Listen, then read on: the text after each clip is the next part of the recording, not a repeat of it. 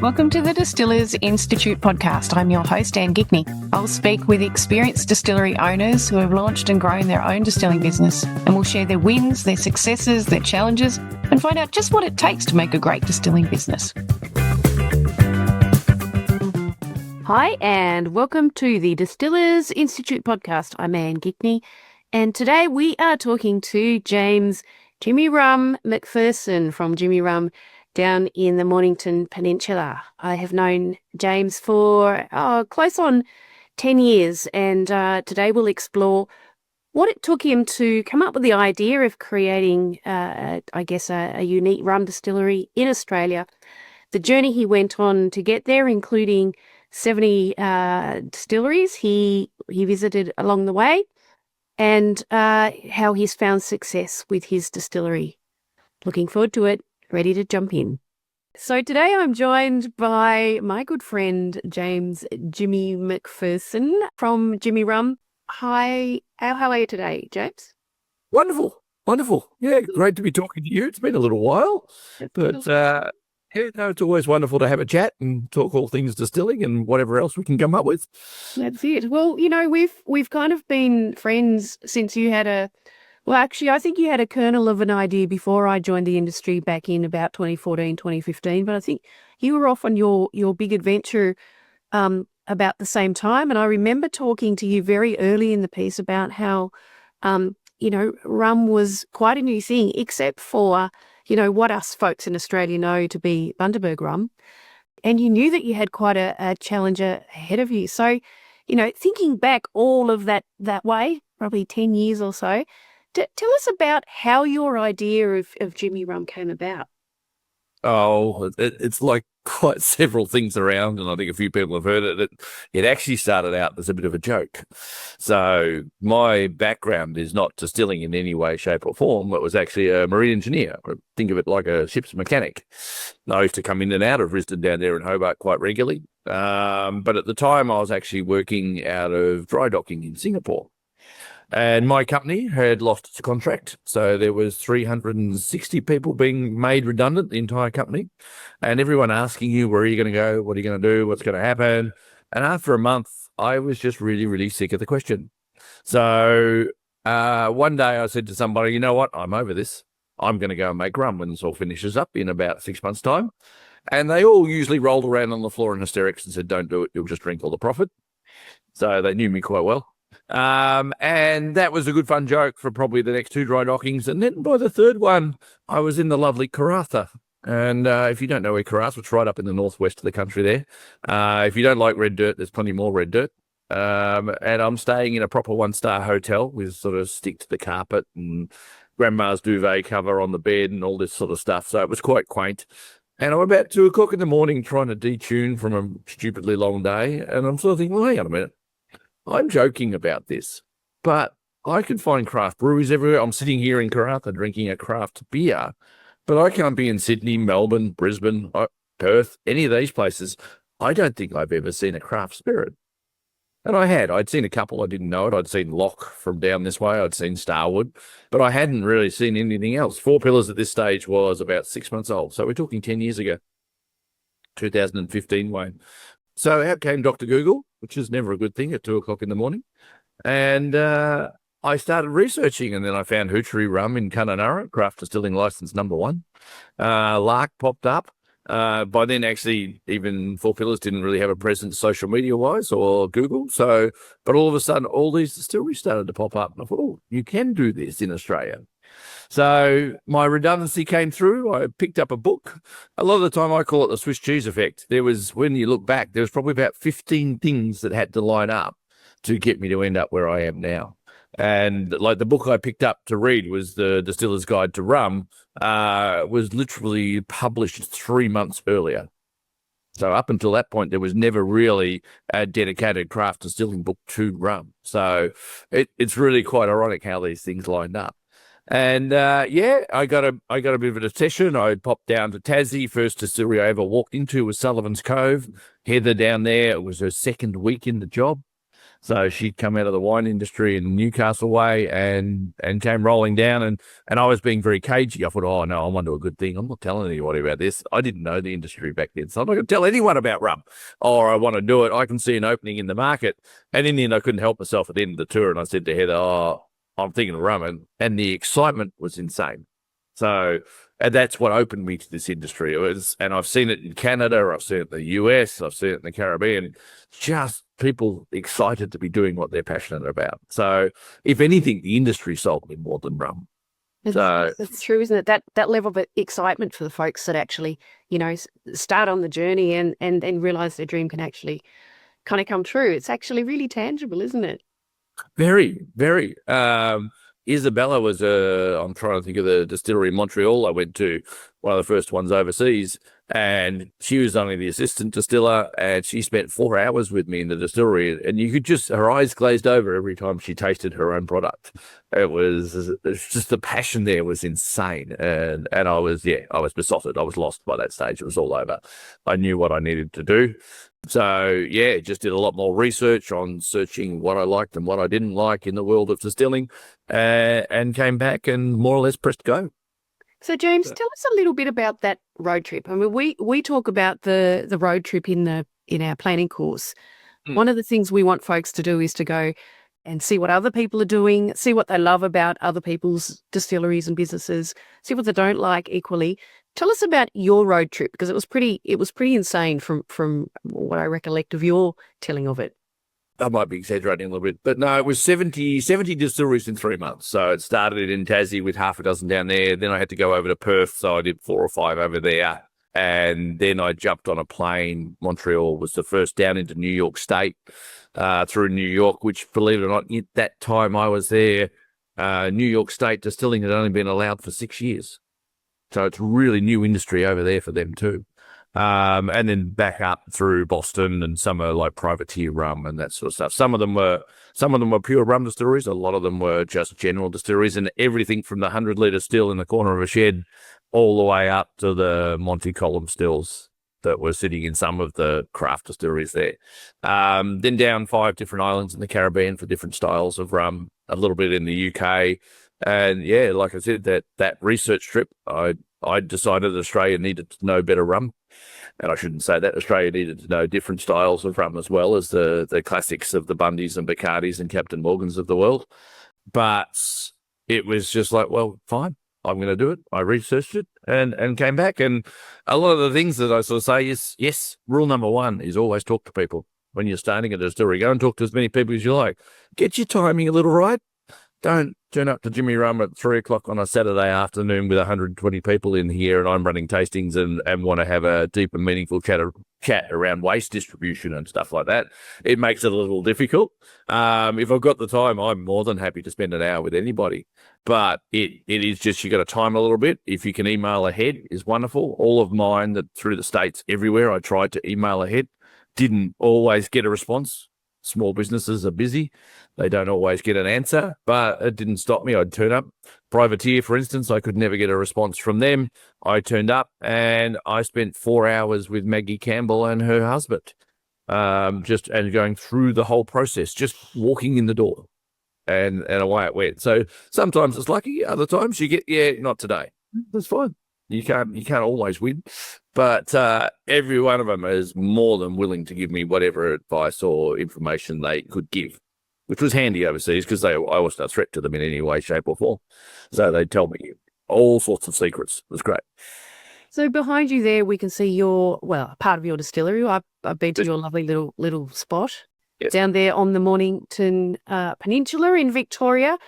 Tell us about the distillery. Give us an idea of the size, how much you produce, maybe how much you sell in a year. If that's an easy stat to give. It's sort of an easy. We're sort of sitting bottle-wise. We're only sitting around the 11,000 bottles ish, 12,000 bottles ish. So we're not breaking our excise cap yet. I am got quite a focus on export, just without diving into the lovely intricacies and wonderfulness of excise. It's the only way I can see our business model being able to survive is to actually export bulk rum. I also see a very, very big hole in the market for that.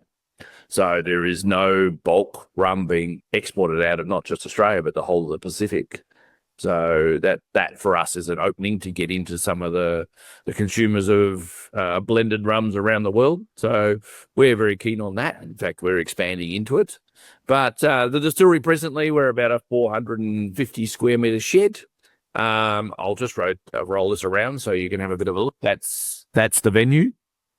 So that's a 120 person cocktail bar and restaurant. We have a full restaurant and food there. Out the back, you might be able to see there's a big rum garden and kids area and that sort of stuff. So really focus more towards a craft brewery model over a craft winery model. Wineries tend to not be such the fun, get in and get involved type cellar doors as a generalization, that is.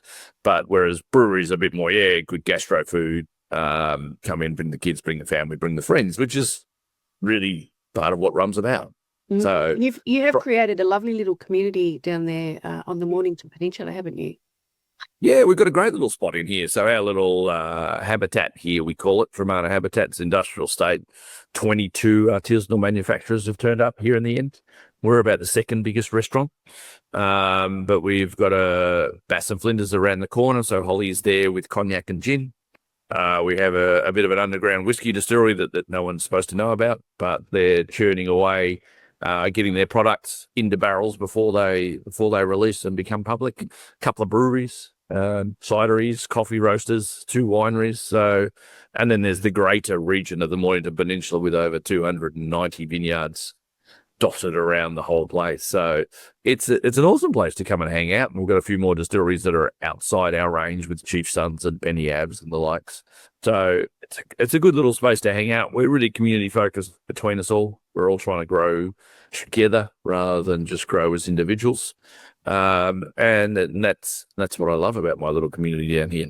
So and when you started, James, what did your first year or two's production actually look like? Is it about the same? Have you grown over that time, or did you start small?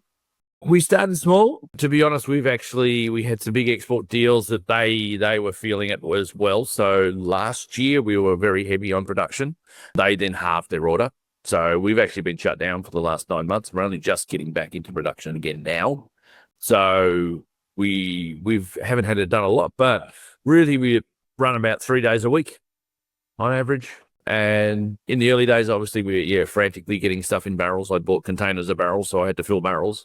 So we were really filling stuff up. So we're not really hitting the production straps I'd like. I mean, Matilda here behind me, she'll do around 32,000 lals a year if we run 24/7 of our silver, which is quite a high grade product in the fact that we do big cuts and that sort of stuff. So if we were a little bit more brutal, yes, we could get more. But my next still we're planning to put in is a continuous still, and that's going to do about 1 million litres a year. So that's getting pretty serious. But the reason being for that is to try and get more of that market to get that first alternate pour in rum. Because at the moment, if you don't want to pour Bundy or Beanley, you have to go overseas to pour a rum in Australia. So we don't have that next level of quality Australian rum at the moment. You can't afford to pour JimmyRum as we are now. We're too costly. So trying to hit that market is huge for me. But to do that, we need to be able to get the price point down. So we need the volume and we need the cost. So Matilda, for instance, is 32,000 litres. The new still's 1 million litres, but the labour cost for the two is identical. So when you sort of work that out, it really drums it in. I've said it to Endeavour Group, Dan Murphy's and BWS. So I mentioned that to them, and all of a sudden the penny just dropped as to why craft is that much more expensive per bottle when you work out that whether it's a gin, a whiskey or a rum, and they're making millions of litres a week versus someone making 10,000 litres a week, which is huge anyway, but the labour cost is the same.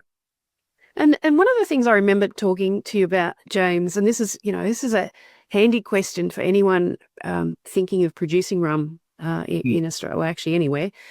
Tell us about what you had to do to educate the market, consumers directly, and then more broadly the industry and the market here, because I know that has been maybe an unexpected challenge, but certainly something that you've dived into.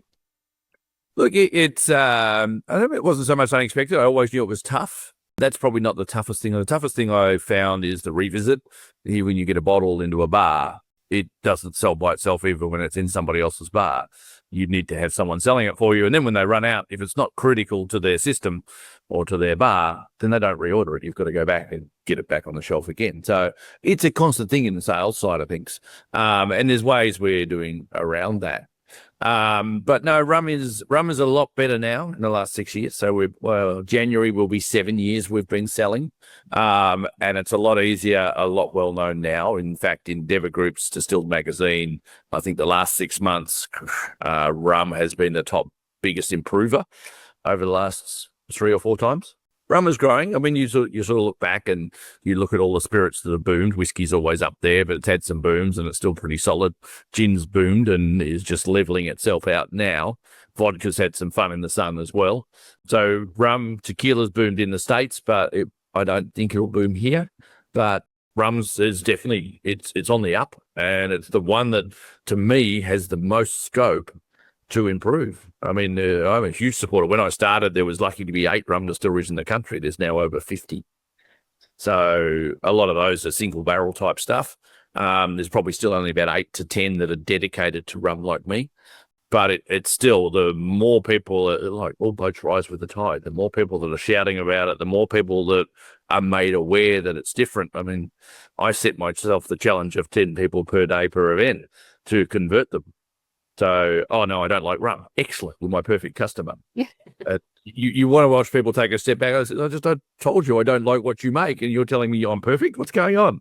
And just that analogy will get them in to try it, and I'll find something they like. There's a blogger in the States that says, what, you don't like rum? It's not actually possible. You just haven't found the right style for you. It's the most diverse spirit in the world. So everything from our ultra premium to our different flavored and spiced rums, all the way down to my personal favorite is the Navy at 57.8% unaged, straight off the still. It's bloody wonderful for complexity and diversity with what you can do with it, whether it's neat or in a gorgeous Hemingway daiquiri. It's such a diverse spirit, and it's not caught up in so much of the rigmarole. The worst thing is it's caught up in the history of pirates and sea creatures. So everyone thinks it's a lowbrow spirit, and yet it costs the same to make as whiskey. I blow people's minds. It's like, well, why do I pay 3 times for a bottle of whiskey? Well, I don't know. You answer that question. It's just pure marketing and perception as to what it costs to produce is different. So for me, it costs just as much to make a liter of rum as it does to make a liter of whiskey for somebody else. Mm-hmm. So, but I can't demand the prices people demand for whiskey. And I guess that comment will be a bit of a surprise for some folks. Yeah, well, when you sort of think about it, you don't need to think too hard about it. The cost of raw grain as such versus the cost of raw molasses, they're all about the same within each other, and it depends on the molasses you're getting, depends on the grain. Obviously, there's all those diversities, but really, you're running grain, water, and yeast. Sure, whiskey's got a mashing in phase to it, which is an slightly extra cost, but the rest of it is all about the same. So to run the still costs the same. It's not like there's any extra distilling techniques to making whiskey over rum. Sure, there's different techniques, but a pot still making rum and a pot still making whiskey is identical. And when you started out, James, how did you make the decisions about the size and scale of the business, the shed, the still, the equipment? How did you actually make those decisions? That was the research trip. So that's why I encourage everyone to go and talk to people. So as much as finding out what you do like, find out what you don't like. So you can figure out where you want to sit, the ideas that you've seen other people do. Most of my ideas aren't original. I've seen them and just manipulated them to what I wanted to do. So a couple of things I found out on that trip was, first one was try your utmost not to do this journey on your own, to have someone to share the emotion, the finance, the every last step through the journey. You'll do the work of 3 people. That's amazing. And I think that's good advice for any distillery, anywhere, making any product, because that's certainly been the experience of many of our students. Oh, very much so. You get in and be yourself. I mean, There's a lovely book. I don't know if lovely is not the right word, but it's called Business for Punks, and it's by one of the guys that started Brewdog. And he's got a statement in there because he's quite gruff with a beautiful Glaswegian accent. Again, probably not the right word, but he's in there and he said to do a job like this by yourself, you're on a road to suicide. And I think that's a bit rough, but it is tough when you're the only person this deeply involved in what you're trying to do. So if you can find someone to share the load, 2 or 3 of you, it's well worth it. You'll do far more work, far easier, and more importantly, make decisions far quicker and far easier because you just sound it out for 5 minutes, work it out, right, we're going that way. It's not the decision that matters, it's how fast you make that decision. So that was probably rule number one. As for the size of the still, what I did see in a lot of the, particularly in the States, was guys that were 200, 300 litre stills, and they were distilling till 4, 5 o'clock in the morning, which we've all done at times, but they physically could not distill enough product to be able to make enough money to step them into the next phase. So they either had to go and sell half the company off to get a capital injection to go and buy the next big still, or if they hadn't designed it in properly, like they hadn't allowed for the next stage. I just had 2 different guys in here for training yesterday. And both of them, I said, well, what's your 10-year plan? Where do you want to be in 5 or 10 years' time? Well, you've sort of got to get the facility that can handle that 10-year plan and grow and be amongst it and all that sort of stuff. I mean, 4 Pillars started off in a tiny little shed in the corner, but their very first building is now exactly where they've finished up, and they've just been able to add more and more stills, slightly cramped, but they've had the ability to be able to put ethanol storage underground and do all that sort of stuff. So they had the sites that allowed them to do that. So that's probably the biggest advice is, where do you want to be in 10 years? Don't get a still that just gets you by. I usually teach people, work out how much money you got, how much the bank's going to lend you. Are you investing personal money, whatever you need to set up? Go and roughly work out what the heating costs are going to be, the tank costs are going to be, the equipment costs, all that sort of stuff. And then buy the biggest bloody still you can get your hands on. So it allows you to say, well, rightio, a gin distillery, I wouldn't recommend anything less than 500 litres because you want 1 day of distilling, 6 days of selling your product. And that was probably the biggest underestimated I had, was the amount of time and unromantic and boring and annoying you have to do is sell the stuff. So whether that's at markets, whether that's in wholesale, whether that's pushing it just through branding and events, it's going to take up the majority of your time. So a bit more of a talk about that then, James. You know, when you started out, and I guess where you are now, what did your sales and marketing strategy look like, and has that shifted? It hasn't shifted. It's actually probably got more ingrained now that I've actually understood the industry for 6 or 7 years. When you're sort of living in it, and with my background as an engineer and shipping, I'm a problem solver. So I see the problem, not selling enough bottles. Why am I not selling enough bottles? All right, I put more staff on. No, they generally won't cover their own wage, so that's not going to work. So you've got to come up with other models. So you look at what people are doing and how it works. I've got a lovely little quote I use quite regularly, and it's rum while I sleep. How do I have bottles of rum moving without someone physically selling it at a tasting or physically pouring it in a bar? Because you won't sell enough volume that way to cover the wages. So it's simply through, back in the early days, I called it a pull market, and it's exactly the same principle. Rather than a push market where you push the booze on people and big sale signs and buy this, it's the most amazing product and da-da-da-da-da. A pull market is where you actually generate an influence in the brand, a reason people want it. Matt from 4 Pillars did it best. He said 4 Pillars was set up with 2 things, branding division and a fulfillment division. And when you think of it like that, it really changes your perspective of how you move your product. So they had a brand, they had everyone falls in love with the brand, the people, the story, everything like that. And then the sales team just had to come and fulfill those orders. So whereas if you go the other way where you got marketing, which is then supporting the sales team have got to go out and get the sales, but then you've got to market it to get it to sale. There's the 2 approaches. And particularly for what I'm trying to achieve with changing what people think rum is, We have to be that pull market. We've got to get people enthusiastic about rum, not just JimmyRum, rum. So we've got to get people asking, oh, what are you pouring? Oh, Bundy. All right. What else you got? Or something like that. Or if you love Bundy, I want Bundy, excellent. I want the Distillers card. I want something decent. Try something better. That's really harsh. Try something elevated. But it's definitely, we have to hand sell a lot. That's why I don't use distributors. So in a model, I've got a couple that I've used, but the distributors I do use are very bespoke, 3-4-man teams. And I do a lot of training with them. I get them up to speed, and they buy the gear, and they've got to go and sell the gear. They've got to have blood in the game as such. So if you go and put it on a product on consignment, I'll just sit there. It's human nature. They don't have a reason to have to sell it in a hurry.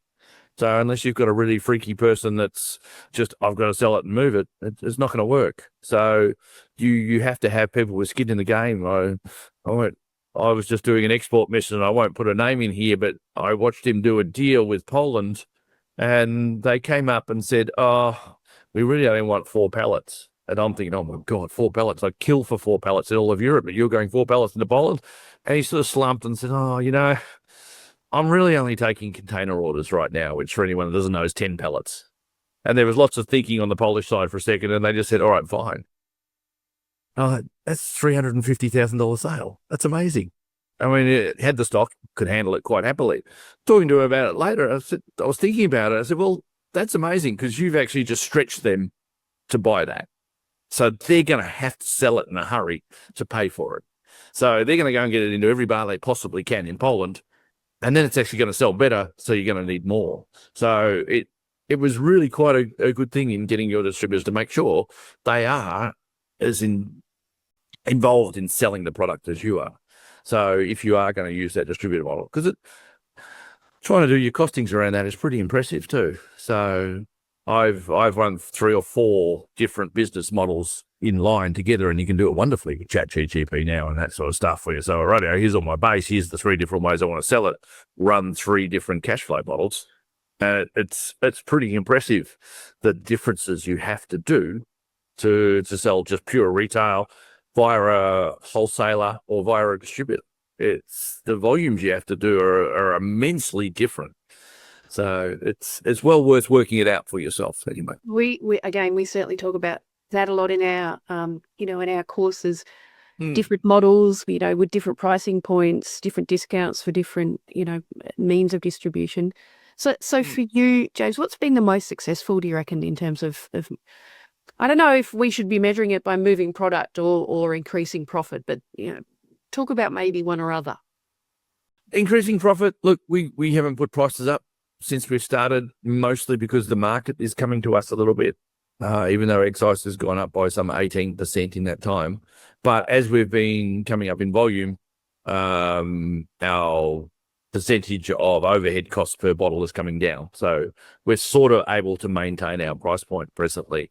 For me, the direct model is generally direct, or a wholesaler is generally as far as I want to go. It works well because all of those interactions, me or my sales team or the brand, have to be in their face, have to be educating them, have to be getting them to love what we do.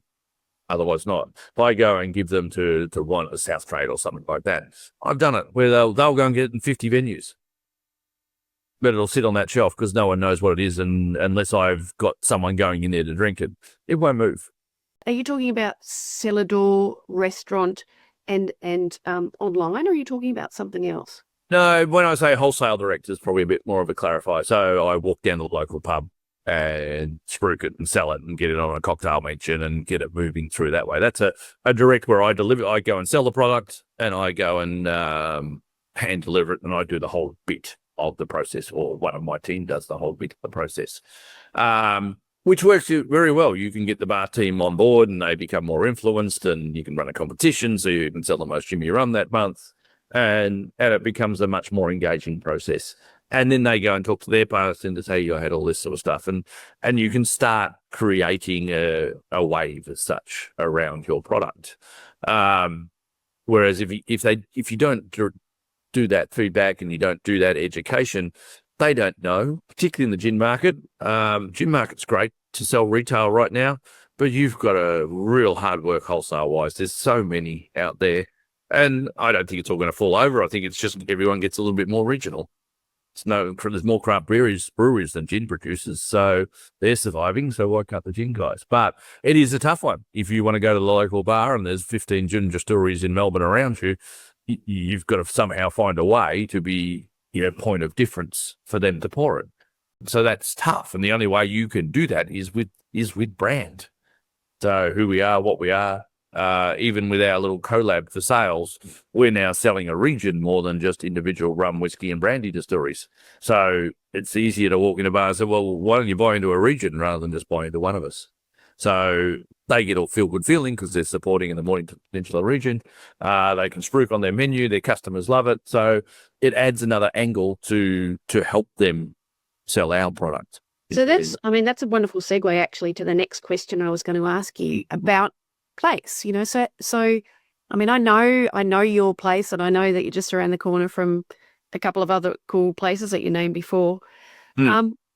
What is the role of the Mornington Peninsula in your brand, and how do you leverage that? We could have set up anywhere. I nearly ended up in Tassie, New Norfolk, Williamstown. There was lots of places we could have set up. I'm local to the peninsula, but because my height, I needed specific things. So I needed a lot of height in the shed. I needed natural gas in the street and all that sort of stuff, which really narrowed down where we could be. But for my brand, oh God, I'm hugely community focused. You'd know my 3 words are rum, respect, and rambunctiousness. And that respect is huge for my community. I want to drive more people down here to go and spend more money in the local bakery, stay at the Airbnb, stay at the hotel down the Bay Hotel down the road. I want to help my community by becoming the biggest rum distillery in Victoria that you have to come and see, because they're going to leave here and then they're going to go and see something else. They're going to see the winery around the corner, or they're going to go up to Point Leo Estate and see the amazing views and the $80 million sculpture park. There's so much to do down here. So I think it's more the other way. It's more about how can I give more into the community, is where my focus is. For my brand story, sure, I hint on it a little bit. It's the beautiful Mornington Peninsula. I don't go to the extent of 500 metres, so the fantastic southerly busters and salt airs influence our barrels and bits and pieces. It has a bit of an influence, but it's not huge on our marketing presence as such. But no, we just love our community, so that's where we spend our time. Love it. Have you ever thought of starting your own craft distillery? At the Distillers Institute, we've got an online course packed with advice from the founders of the Distillers Institute for people wanting to reduce risk, save time and cost in opening a distillery. Go to thedistillersinstitute.com. Now, change of gear or change of pace. You mentioned that the amount you produce hasn't hit the excise cap yet. So my question is actually about whether the excise cap has affected how you've thought about the business or your production. Did it change anything for you? Oh God, yes. Not going forward. So I've mentioned a few people, and I've had a lot smarter people than me model it out, the financial planners and bits and pieces within the distilling industry. And their prediction is if you just purely rely on distilling and selling your bottles, 5 years, it will be impossible for you to survive. And the reason being is that we can only put prices up at a certain rate. Almighty Dan Murphy's or Coles will only let you put prices up at a certain rate. But the excise is rising at a far higher rate. So in the end, it's just not going to be plausible at small volumes for you to stay alive above that excise cap. So we've modelled ours out, and the way we're tackling it is, I call it sort of the valley of darkness post that excise rebate. When you fall in there, you've got to come up with $25,000-$30,000 a month. You can plan it out, sure, for a month or two, but it's very hard to put $5,000 away in July for the following June. It's a really tricky thing to do. You have to do it business sense wise, is the way it works. So The way we worked it out, that Valley of Darkness, we have to hit it in an absolute sprint. So we're sort of winding up to run through it and come out the other side where we can actually be making enough money to actually handle the excise debt we're going to have. And one of the other ways, the major ways I'm tackling that also is with export, if you don't pay excise or GST on that. So grabbing excise grants, working with Global Victoria, doing whatever I can with Austrade. So trying to make as much money as I can from export so I can bring the money back in to actually pay for the local and to not let it affect our production. Now, that's the critical point. So it's already happening. I've seen amazing brands that have just got to the point that they have to start adjusting their ABV in their bottles to a worse spot to drink and not as nice a spot to drink because they can't handle the excise price. Yep. So they're dropping back to under 40%. So, or down to the minimum of 37 on their gins or something like that. So as that they can keep that price point as low as possible. There's a reason Captain Morgan is poured at 35 and is now a spirit-based drink. So it hasn't been run for many, many, many years, but it now is bottled at 35 in Australia, and anything under 37 is no longer a spirit. So they, because they're at such a low price point, every cent matters for them. So they drop it to 35 and hope the pirate on the front lets everyone remember that it's a loose rum. So that's why they do it. Yeah. And I don't want to get to that point. I still run products at 49%, 50%, because that's where we believe they taste best. America, most rums are 46, 47%. You're talking about going from 11,000 bottles to something quite a lot higher. Yes. And doing it quickly and going to export it at the same time. So it sounds like quite a big leap. What changes within the business to allow you to be able to do that? Changes within the business. I guess I got the little advantage that I have scaled once before, and then with the downturn we had to retract again. So I had the advantage that I learnt a lot in that scaling, like managing communication is the biggest thing. So making sure your team is on board and making sure you got the right team.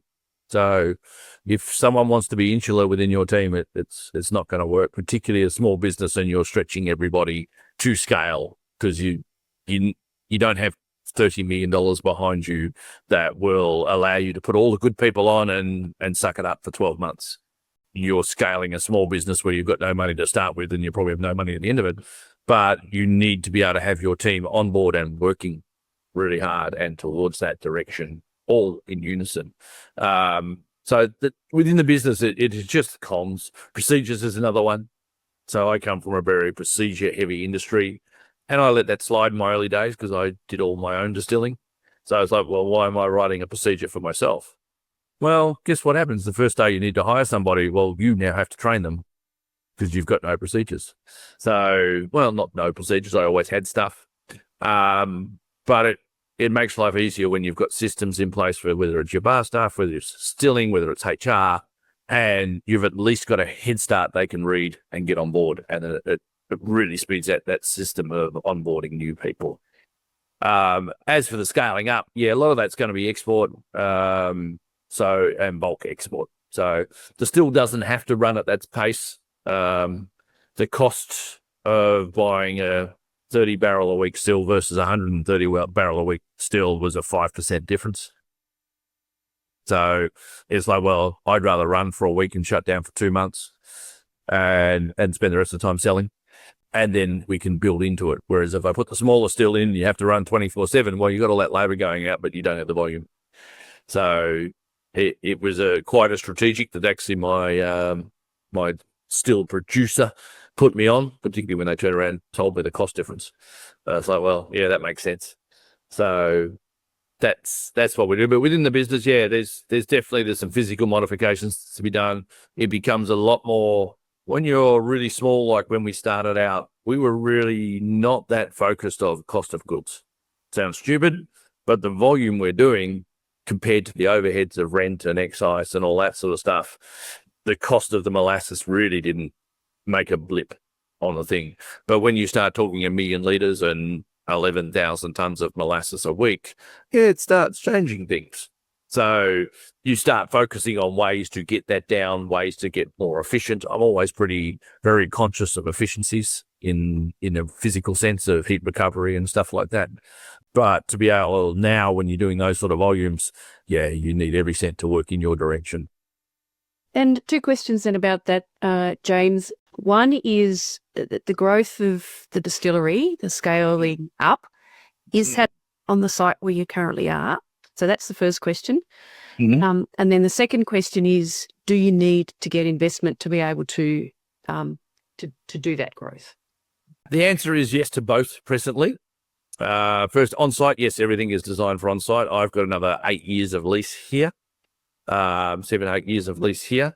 The BHAG, as we call it, the Big Hairy Ass Goal, is to be like a winery and up on the hill somewhere with big views and a destination. When I went through Martinique, the French Caribbean islands, and I saw what those rum distilleries do over there, it's a journey to go and see them. I mean, the picnic tables, Clermont has got a 3-story contemporary art museum as part of it. It elevates rum to a whole new world. And I'm excited about that. I like to really disrupt or show people it's like, no, it's not something you just turn up in the middle of nowhere, see giant molasses pits in a still and then go home again. No, this is somewhere you turn up for a wedding. So it's something we want to do. I have a lovely site on the coast I'd love to do, but that's stupidly a pipe dream. But not that I'm not going to give it a crack. But that's the plan. But also the backup plan is, yes, presently we only rent our sites. So the plan is in 7 years, if we're comfortable with where we are and we think it can handle the growth we want, then we'll buy our sites. And we'll lock ourselves in well and truly. There's a lot of room to grow in this estate if we need to. But I still like the idea of a nice restaurant and venue up the hill somewhere. But investment, that's a pretty big thing. Buying the equipment, we could secure loans. I don't think we'd have too much problem with that. Where we'd run into trouble is feeding the beast. So 12 tons of molasses, that's $12,000 a week. So, and then all the electricity and everything else that's got to go with it. It's a very expensive exercise, and you've got to get it up and running for 3 months to know what your profile is, because you'll never know until you start it. You can guess as best you like. You can go and put all the science you like into it, but you won't know your profile until you run. So you've got to get it up. You've got to get the profile sorted over a month, and then you've got to get that out to all your bulk importers all around the world to say, hey, this is what we're producing. This is the price we're selling it at. How much do you want? So we've got letter of intents from quite a few. So I'm not diving into this without just, build it and they will come, because we know that doesn't work. But things like markets in India, Europe, America, Canada, Japan are all quite big bulk export markets. So Sydney Rum Distillery, Steve McGarry, he knows this. He's diving in. So for that side of the market, he's our major competition as such. But we still all work together. So it'd be great to have 2 or even 3 Australian rums pushing across the market, across the world. So is that we grow the 6th or 5th or 6th amount of sugar in the world. Why are we not one of the biggest rum producers in the world? So it's so true, isn't it? I mean, thinking about what Steve's got in the pipe and what you're talking about. I mean, there's no reason why Australia can't get there. No. And I mean, Sunshine Sun's doing Adam's done some amazing stuff up there with his Dunder, his Jamaican forward stuff, and that's what Europe's massive on. I'm waiting for him to get over that, because mine's a lot subtler. So when they get over that and want to come drink some serious rum, they can come and talk to me.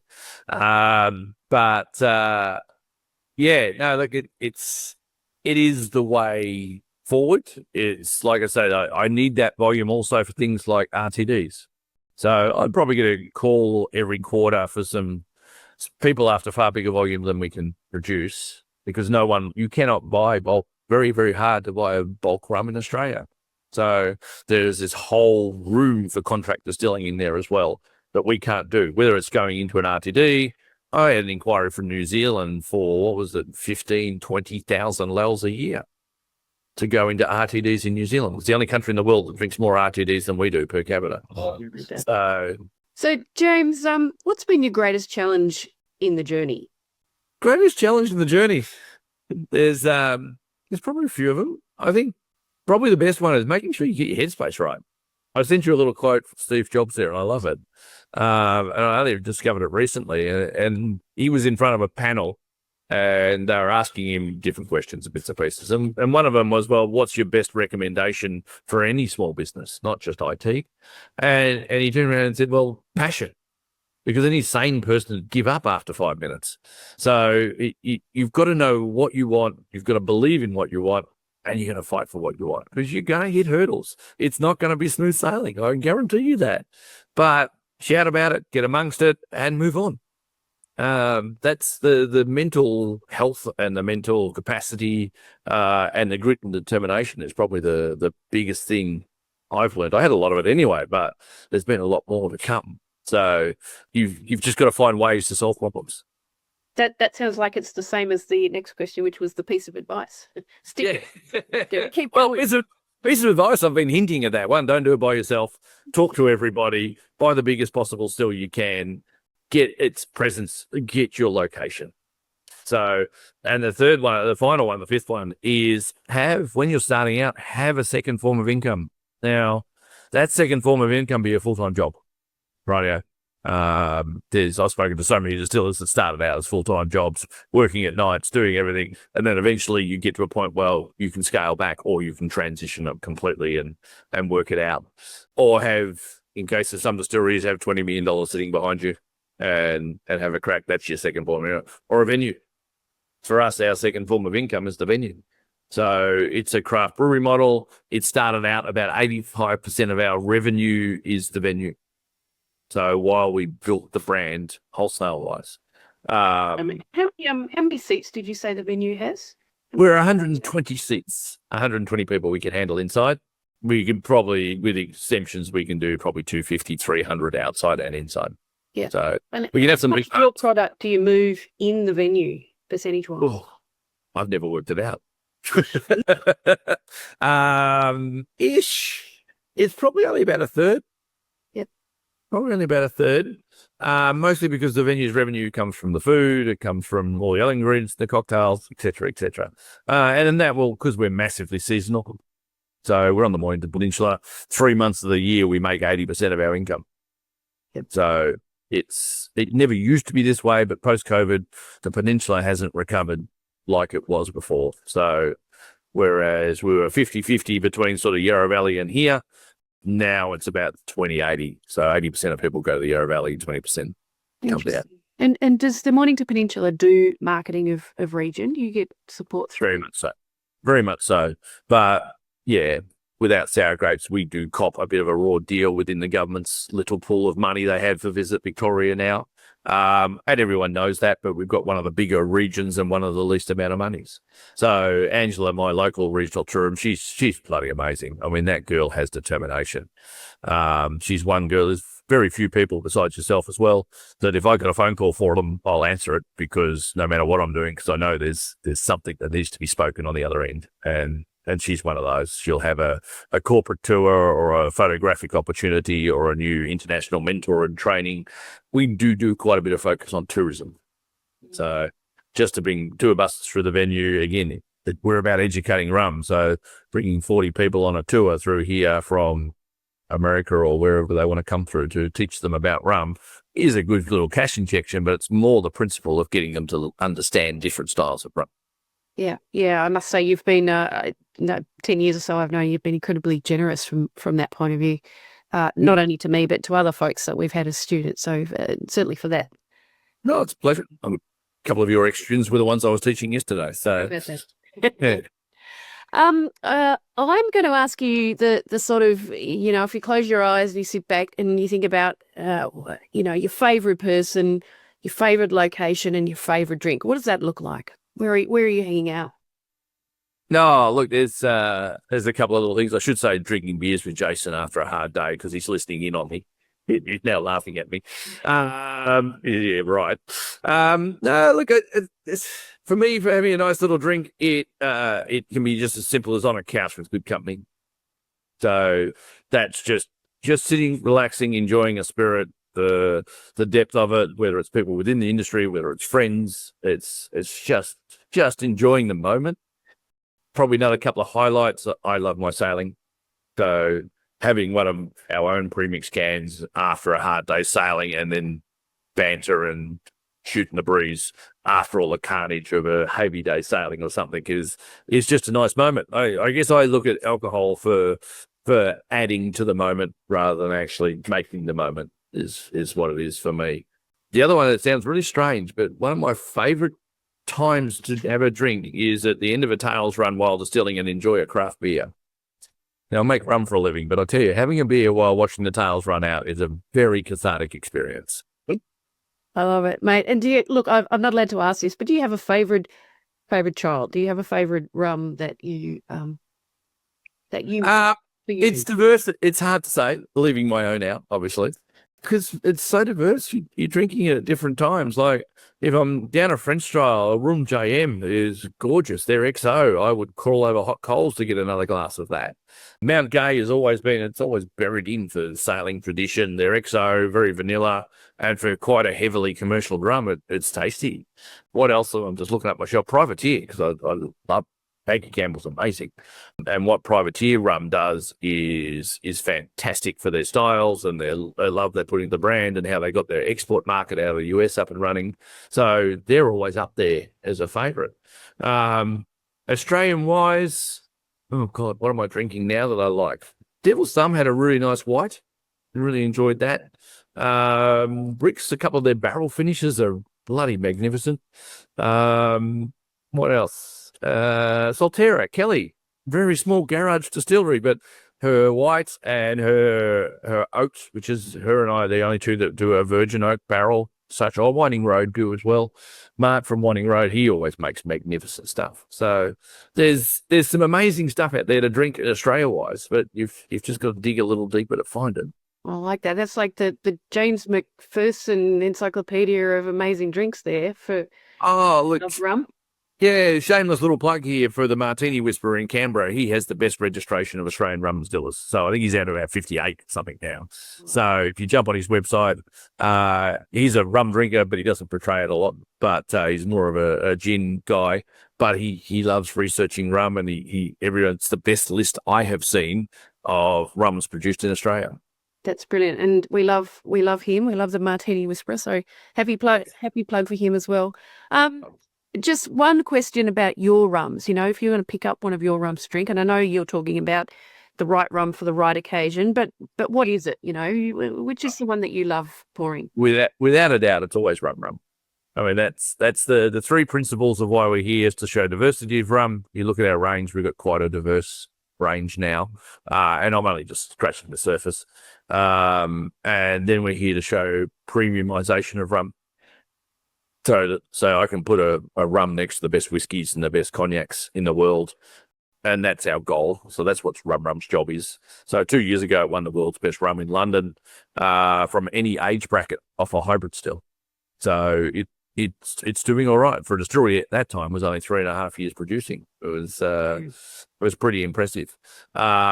But that's the one that if I'm going to grab a bottle and have a drink, it will always be that. Even some of my distiller specials, which are fun, things that are up at 78% or Queen's Cuts or when one's finishing a whiskey, they're good fun. But the real one is rum for us. So, James, final question before we finish up. 3 years' time, I'm going to come visit you. I'm sure I'll be here within 3 years, but 3 years' time, I'm going to come visit you. What are we going to see? What is JimmyRum going to look like in 3 or 5 years? Hopefully not me in a coma somewhere, but that should be okay. I think I should make it there for that far. No, in 3 years, you will see the next big still up and running. And like most things, I make a feature because it's going to go out the roof. We've only got a 9-meter ceiling here, but that is actually 15.7 meters. So we make a big glassed-in feature of it. That's all the design work's being done for that.